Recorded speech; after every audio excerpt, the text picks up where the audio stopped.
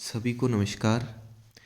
आज अपने एक नई वीडियो लेक्चर जो है उसकी शुरुआत करने जा रहे हैं, जिसमें कि आपके जो है ना रीट, इसके अलावा अन्य भर्ती परीक्षाओं में जिसमें कंप्यूटर दिया होता है, तो रीट में 4 मुख्य यूनिट लगती है इसकी।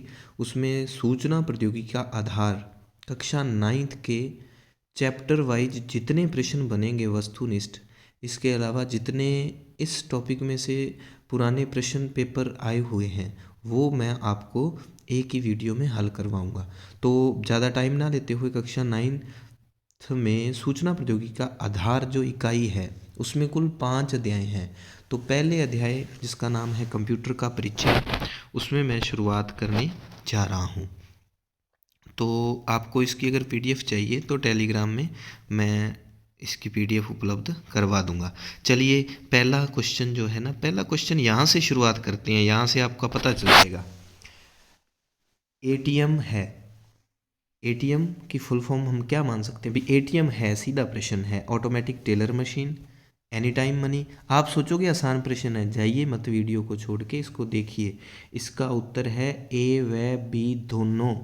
अब आप कहेंगे कि नहीं, तो मैं आपको बता देता हूँ जो अपने बुक चलती है अवे 9th और 10th, तो 9th की बुक में सीधा सीधा लिखा हुआ है कि हम हर समय इसमें से पैसा निकाल लेते हैं, इसीलिए प्रचलित अर्थ में इसका एक अर्थ एनी टाइम मनी भी बनता है।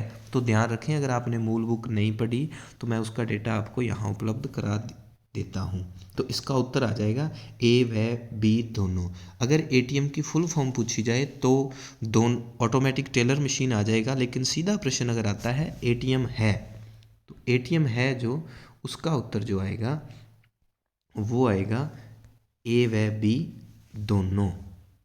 चलिए प्रश्न नंबर 1 अब लेता हूँ मैं, ताकि आपका भ्रम दूर हो जाए कि आसान आसान से प्रश्न हैं। मैं दावे के साथ कह सकता हूँ, अगर आप नेक्स्ट यूनिट मेरे को कहें कि कितने दिनों बाद मैं उसका ये टेस्ट लूँ, तो बता देना, आप उसको अच्छे से पढ़ लेना उस बुक में से, तो मैं आपको टेस्ट यहाँ उपलब्ध करवा दूंगा, फिर देखते हैं आपके कितने सही होते हैं। नेक्स्ट क्वेश्चन, इंटरनेट के माध्यम से व्यापार करना कहलाता है। ये तो आसान प्रश्न है। इंटरनेट के माध्यम से व्यापार करना कहलाता है ई कॉमर्स। ध्यान रहे, ई कॉमर्स की ही एक शाखा है ई बैंकिंग। ई कॉमर्स की ही एक शाखा है ई बैंकिंग। ई मेल व ई सेल अलग है। चलिए नेक्स्ट क्वेश्चन, क्वेश्चन नंबर 3, प्रकाशन मुद्रण कार्यों में कंप्यूटर का सहयोग कहलाता है computerised publishing, computerised tomography, desktop publishing, और एक इसका ऑप्शन और है उपरोक्त सभी। तो इसका ठीक उत्तर है option number 3, desktop publishing, DTP। हम सोचेंगे कि कंप्यूटर का सहयोग लेते हैं, तो मैंने एक ऑप्शन आपको कंफ्यूज करने के लिए एक दूसरा ऑप्शन भी डाला था, ये वाला कंप्यूटराइज्ड पब्लिशिंग, ताकि आपको कोई कन्फ्यूज़न हो कि हाँ ये कंप्यूटर का सहयोग है तो ये होगा। नहीं, DTP हमें ध्यान भी रहे, इसकी full form desktop publishing. Computerised जो टोमोग्राफी है ये पहला ऑप्शन, ये ध्यान रहे, CT स्कैन को कंप्यूटराइज्ड टोमोग्राफी कहते हैं। चलिए 4 नंबर प्रश्न, जो विद्यार्थी इस वीडियो लेक्चर से भी जुड़े हुए हैं ऑनलाइन में या वीडियो को देख रहे हैं, वो चैनल को सब्सक्राइब ज़रूर कर लें, ताकि आगे की वीडियो का आपको नोटिफिकेशन मिल जाए। और कमेंट करके बताएं आपको ये प्रश्न कैसे लगे। बहुत मेहनत के बाद मैं कुछ स्टूडेंट जो मेरे को जानते हैं वो जानते होंगे कि मैं लेक्चरर हूँ गवर्नमेंट, तो समय कम मिलता है, फिर भी मैंने सोचा कि ये वाला पार्ट जो है बहुत कम लोग करवा रहे हैं। ये प्रश्न अगर आपको ठीक लगेंगे तो मैं मैनेजमेंट के भी क्वेश्चन आपको करवा दूंगा। ऑनलाइन लर्निंग ऑनलाइन लर्निंग व हाँ जी, अब ऑनलाइन लर्निंग व ट्रेनिंग का उदाहरण है कंप्यूटर आधारित शिक्षण, आवासीय कक्षा कक्ष, आयो नहीं है, ये है बायो। ये क्या है इसका भी बता दूंगा, मैं अपनी बुक में से सारे ऑप्शन लिए हैं मैंने। बायो इन्फॉर्मेटिक्स, पहले तो ये बता देता हूँ बायो इन्फॉर्मेटिक्स क्या होता है। बुक में सीधा सीधा लिखा हुआ है कि जैव चिकित्सा विज्ञान और कंप्यूटर के सहयोग से विज्ञान की एक नई शाखा का अस्तित्व हुआ है। वो नई शाखा जो है ना, जैव चिकित्सा विज्ञान और कंप्यूटर के संयोग से जो नई शाखा बनी है उसको बायो इन्फॉर्मेटिक्स कहते हैं। अब बात आती है कि इस प्रश्न का उत्तर क्या है। इसका है बी नंबर, आभासी कक्ष वर्चुअल क्लासरूम वीसीआर की फुल फॉर्म। तो ये वीसीआर वो नहीं है जो हम देखते थे। आभासी कक्षा कक्ष को हम एक और भाषा में अवास्तविक कक्षा कक्ष भी कह सकते हैं, यानी कि वास्तविक कक्षा कक्ष वाला सेम रूप बच्चे टीचर के साथ ऑनलाइन वीडियो कॉल या कुछ चीज़ समझ सकते हैं या ऑनलाइन लर्निंग कर सकते हैं, ट्रेनिंग ले सकते हैं, वो होता है वीसीआर, वर्चुअल क्लासरूम। लेकिन अगर कंप्यूटर आधारित शिक्षण, ये सीबीटी जो आपके ऑनलाइन अपने टेस्ट वगैरह देते हैं वो सीबीटी होता है। तो ऑनलाइन लर्निंग व ट्रेनिंग का उदाहरण जो है ना, भी हम पढ़ भी सकें और ट्रेनिंग भी कर सकें, तो वो वीसीआर है, ध्यान रहे। 4 नंबर प्रश्न आपकी 9th क्लास के पहले चैप्टर में से लिया है। चलिए आगे का प्रश्न, मैंने सीधा सीधा पहली लाइन से लगा हूँ चैप्टर वाइज, जैसे 1 नंबर पेज से कितना बना, दूसरे पेज से कितना बना, ताकि आपको आसानी से मिल जाए उसमें प्रश्न। अगला प्रश्न, किसी भी वस्तु के भीतरी बाहरी विस्तृत एवं त्रिआयामी स्वरूप को तैयार कर स्क्रीन पर देखना क्या कहलाता है। इसका ठीक उत्तर है, आप बताइए कमेंट करके अगर आपको पता हो। इसका उत्तर है कंप्यूटर एडेड डिज़ाइनिंग, CAD। ठीक है, कुछ लोग उत्तर दे रहे हैं, बढ़िया है जिनकी तैयारी है। Computer aided designing, CAD। चलिए आगे बढ़ते हैं। अब आपको ध्यान रखना है कि कंप्यूटर एडेड इंजीनियरिंग, CAE की फुल फॉर्म है, जो मकान वगैरह का जो नक्शा, भवन, वस्तु, उसके लिए ये काम में आता है। Musical instrument digital interface, MIDI, ये बुक में दिया हुआ है ताकि हमें फुल फॉर्म याद रह जाए। जो कंप्यूटर के माध्यम से जो संगीत रचना की जाती है उसको कहते हैं MIDI, musical instrument digital interface. चलिए क्वेश्चन नंबर 6, अगर आपको उत्तर आते हैं तो आप बिल्कुल कमेंट करके बता सकते हैं कि इसका उत्तर ये हो सकता है। कौन सा कंप्यूटर अंकों के रूप में उपलब्ध डाटा पर कार्य करता है जो कि बाइनरी डिजिट के रूप में होते हैं। एक शब्द ध्यान रखना आप, एक तो है अंकों के आधार पर और एक शब्द आ गया बाइनरी डिजिट। पहली बात तो बाइनरी के साथ डिजिट लगा होता है, मैं आपको तरीका बता देता हूँ। डिजिट से डिजिटल, डिजिटल कंप्यूटर जो क्या करता है, उसको वो अपन एक अंकों पे काम करता है और उसका एक फिक्स बाइनरी कोड होता है, उसके रूप में ये डेटा लेता है। एक इसकी विशेषता और बता देता हूँ डिजिटल कंप्यूटर की, ये अनुप्रयोग के आधार पर जो कंप्यूटरों का वर्गीकरण होता है, अनुप्रयोग के आधार पर कंप्यूटर को हम 3 भागों में बांटते हैं। अनुप्रयोग के आधार पर कितने भागों में बांटते हैं? 3, जिसमें एनालॉग होता है, डिजिटल होता है और एक हाइब्रिड होता है। तो डिजिटल की विशेषता है कि ये बाइनरी डिजिट के रूप में लेते हैं आंकड़े, और ये कंप्यूटर जो है ना, इसके संकेत असतत होते हैं, असतत, कंटिन्यू नहीं होते, यानी कि जिसको हम डिसकंटिन्यू कह सकते हैं। चलिए आगे बढ़ते हैं। क्वेश्चन नंबर 7, ये अपना ऐप है SS एजुकेशन, जिस पे सिर्फ 89 रुपीज़ में SST GK 4-5 बार आपके सिलेबस का दोहराव हो जाएगा। RBSE व NCERT की बुक्स से डाटा तैयार किया हुआ है मैंने खुद ने, तो और अपने व्याख्याताओं की जो टीम है मेरे साथ उनके द्वारा। तो एक बार आप विजिट करके ऐप देखें, उसमें निःशुल्क मैटर भी काफ़ी डाला हुआ है। अगर आपको ये प्रश्न अच्छे लगें तो आप, उम्मीद है, ज़रूर ऐप को डाउनलोड करके एक बार प्रश्नों का स्तर ज़रूर चेक करें। उसमें फ्री में कंटेंट डाला हुआ है, वो भी आप देख सकते हैं। चलिए 7 नंबर प्रश्न, अनुप्रयोग के आधार पर कंप्यूटर का वर्गीकरण नहीं है। अभी अभी मैंने आपको बताया था कि अनुप्रयोग के आधार पर कंप्यूटर कितने प्रकार के होते हैं। पहली बात, अनुप्रयोग ऐसे अनु होता है ना, ऐसे लिखते हैं जैसे 3 लिखते हैं, तो ये खुद कह रहा है कि हम तो 3 हैं। याद रखने का तरीका, कौन कौन सा होता है इसमें?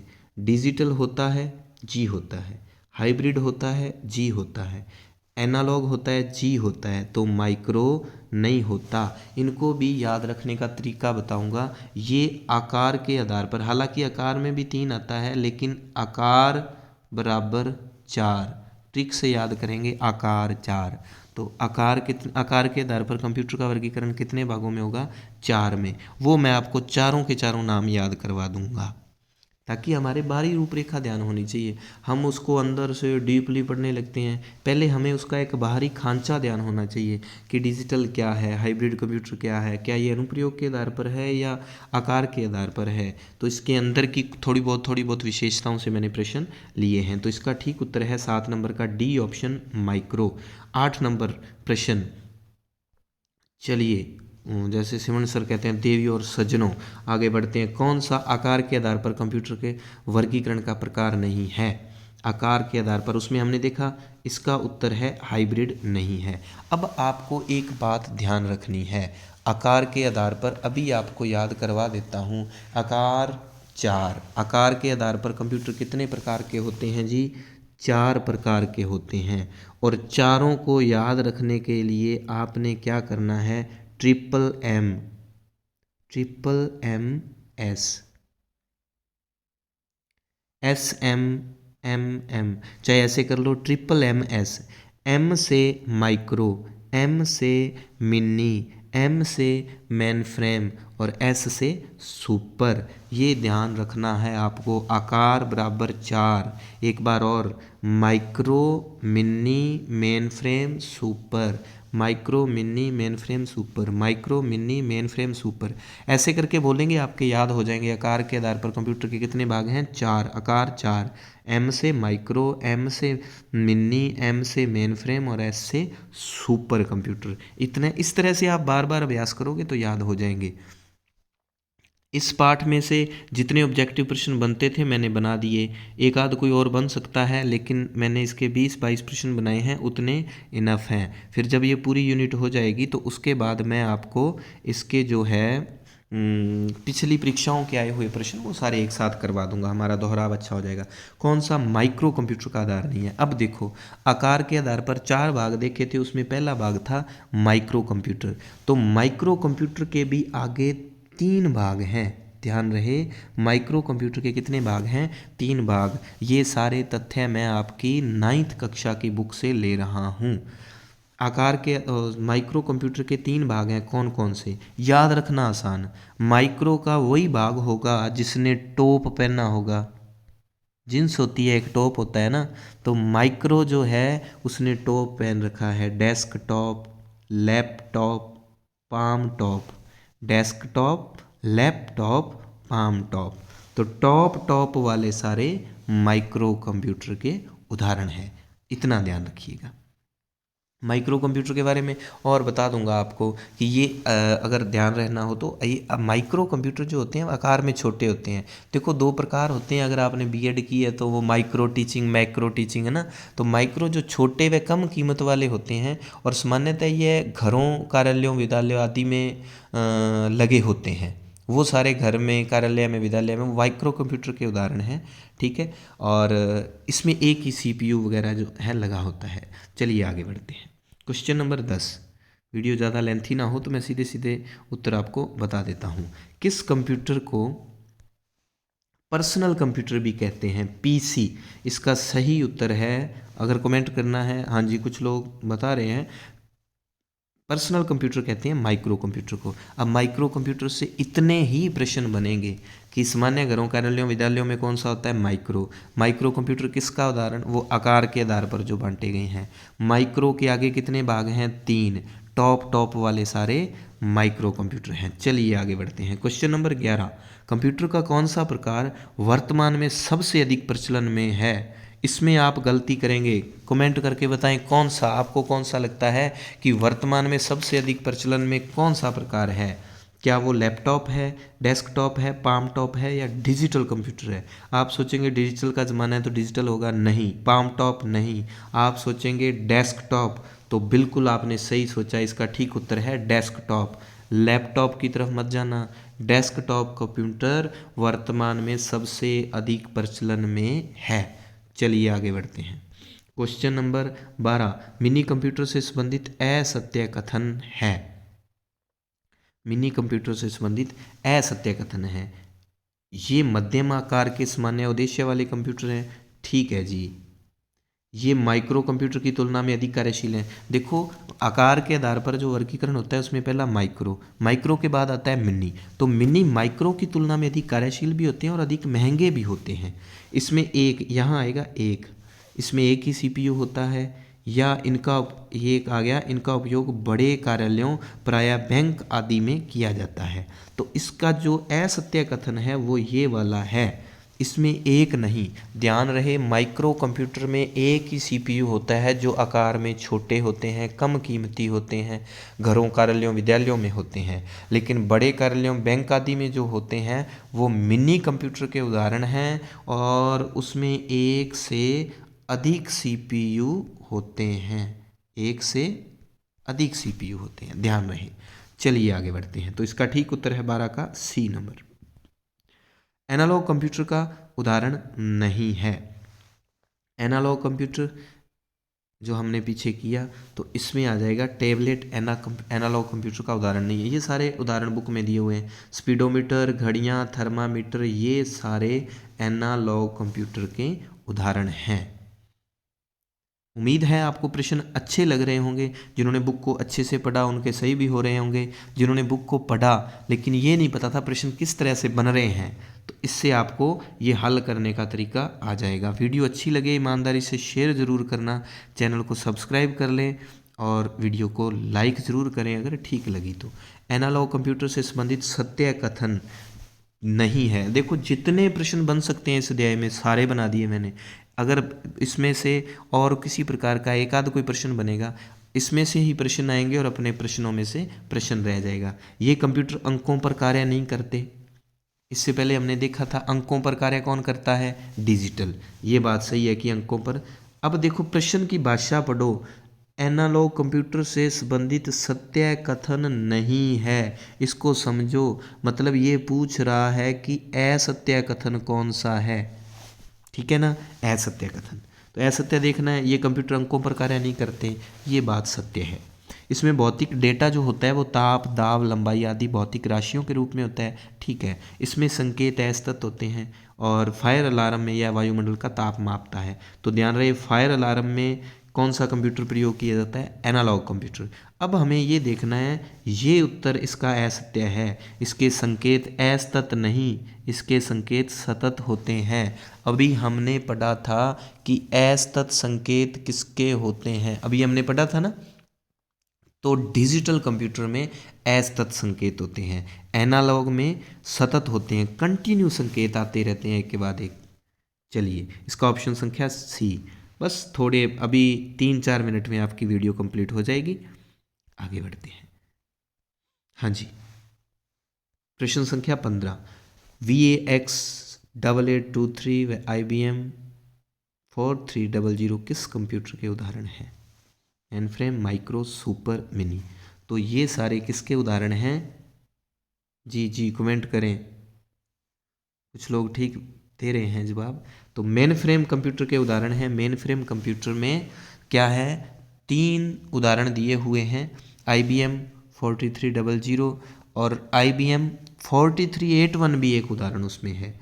4381 बुक में ये उदाहरण दिए हुए हैं। चलिए आगे बढ़ते हैं। प्रश्न संख्या, ये अपने ऐप की ऐड, बार बार मैं इसके बारे में कुछ नहीं बताऊंगा, एक बार बता दिया। SS एजुकेशन अपना ऐप है जिसमें GK, लेवल 1, SST सभी टेस्ट सीरीज ओनली 89 में 4-5 बार पाठ्यक्रम का दोहराव मूल बुक से प्रश्न बनाए गए हैं। निम्न में से परम कंप्यूटर का सर्वोत्तम उदाहरण नहीं है। अब आपकी बुक में परम कंप्यूटर, पहली बात तो परम कंप्यूटर किस कंप्यूटर का उदाहरण है, सुपर कंप्यूटर का। किसका, सुपर कंप्यूटर का। और परम कंप्यूटर के कुछ उदाहरण दिए हैं, इसमें से उसके सर्वोत्कृष्ट उदाहरणों में से कौन सा नहीं है। परम ये है, परम अनंत है, परम पदम है, परम एडवांस मैंने अपनी तरफ से डाला है, वैसा मिलता जुलता ऑप्शन तो परम एडवांस नहीं है, ध्यान रहे। प्रश्न संख्या 17। CDC NEC किस कंप्यूटर का उदाहरण है। CDC NEC किस कंप्यूटर का उदाहरण है। तो सुपर कंप्यूटर में एक उदाहरण हमने पढ़ा था परम, और 2 उदाहरण और दे रखे थे, वो भी मैंने प्रश्न में डाल दिए कि CDC NEC किसके उदाहरण हैं, सुपर के। इससे पहले कुछ उदाहरण IBM कुछ कंप्यूटरों के उदाहरण पूछे तो मेन फ्रेम और सुपर के बुक में उदाहरण दिए हुए हैं। तो परम CDC NEC जो हैं वो सुपर के उदाहरण हैं, IBM वाले जो हैं वो हैं मेन फ्रेम कंप्यूटर के उदाहरण। चलिए 18 नंबर प्रश्न, पेट्रोल पंप पर तेल मापने के लिए प्रयुक्त कंप्यूटर कौन सा होता है। पेट्रोल पंप पर तेल मापने वाला जो कंप्यूटर होता है वो कौन सा होता है, एनालॉग कंप्यूटर। पेट्रोल पंप पर तेल मापने के लिए ये काम में आता है। अभी हमने एनालॉग कंप्यूटर की कुछ विशेषताएं पढ़ी थी, अगर आपको ध्यान हो। फायर अलार्म में, ध्यान रहे, एनालॉग फायर अलार्म में एनालॉग होता है, पेट्रोल पंप पर एनालॉग होता है ना। तो ये आपको बातें ध्यान होनी चाहिए। और स्पीडोमीटर, घड़ियाँ, विद्युत मीटर, ये सारे एनालॉग कंप्यूटर के उदाहरण हैं। इंजीनियरिंग क्षेत्र, इंडस्ट्री क्षेत्र, विज्ञान के क्षेत्र में इसके। और ध्यान रहे इसके जो संकेत हैं वो क्या होते हैं, सतत होते हैं, कंटिन्यू होते हैं। प्रश्न संख्या 19, बस 1 मिनट की वीडियो और है। किस कंप्यूटर की संग्रहण क्षमता व कार्य करने की गति सर्वाधिक होती है। किस कंप्यूटर की संग्रहण क्षमता व कार्य करने की गति सर्वाधिक होती है। ये सीधा सा 19 नंबर प्रश्न का उत्तर है सी, सुपर। सबसे महंगे, सबसे तेज गति। निम्न में से कौन सी कंप्यूटर की एक विशेषता नहीं है, कमेंट करें। इस प्रश्न का उत्तर क्या आएगा, बस आधा मिनट और। निम्न में से कौन सी कंप्यूटर की विशेषता नहीं है। स्मरण शक्ति है, क्षमता है, शुद्धता है। इसका उत्तर उपयुक्त सभी बनता है, बिल्कुल नहीं। क्षमता विशेषता नहीं है जी, उसमें आपकी बुक में दिया है सक्षमता, सक्षमता। मैंने उसमें से स हटा के अक्षमता कर दिया, तो ये विपरीत, उसका विरोधी शब्द हो गया ना, विलोम शब्द, जिसको हम कुछ भी मान लें। तो अक्षमता इसकी विशेषता नहीं है। शब्दों को ध्यान से पढ़ा करो। मैंने ये प्रश्न इसलिए बनाया है ताकि आप, उसमें शब्दों का ही हेर फेर होता है, हमें ये समझना है बस। ये लास्ट में जाते जाते वैसे प्रश्न बना दिया ताकि आपको ये याद करवा सकूं कि आकार के आधार पर कितने भाग होते हैं, कंप्यूटर के कितने प्रकार होते हैं। बता दो, अभी ट्रिक बताई थी, आकार 4 और 3 किसके आधार पर होते हैं, अनुप्रयोग के आधार पर 3 होते हैं। कौन कौन से, डिजिटल, एनालॉग और हाइब्रिड। तो हाइब्रिड में से एक प्रश्न बन जाता है कि किस कंप्यूटर में डिजिटल व एनालॉग की विशेषता पाई जाती है, तो वो हाइब्रिड। हाइब्रिड बीज वैसे भी मिक्स वाले बीज होते हैं। अगर आपको सच में प्रश्न अच्छे लगे तो कमेंट करके एक बार हौसला बढ़ाएं, और ये ज़रूर बताएं अगर अच्छे लगे तो मैं आगे की वीडियो और बनाऊंगा। अन्यथा फिर मेरा जो मूल सब्जेक्ट एक और आपको पता है, हिस्ट्री है, मैनेजमेंट है, तो उसके सिर्फ मैं हिस्ट्री के प्रश्न बना दिया करूँगा। अन्यथा हिस्ट्री और मैनेजमेंट के भी इस तरह से प्रश्न मूल बुक से निकाल के आपके साथ साझा कर लिया करूँगा। वीडियो को लाइक कर दें, चैनल को सब्सक्राइब कर लें। धन्यवाद, जय हिंद।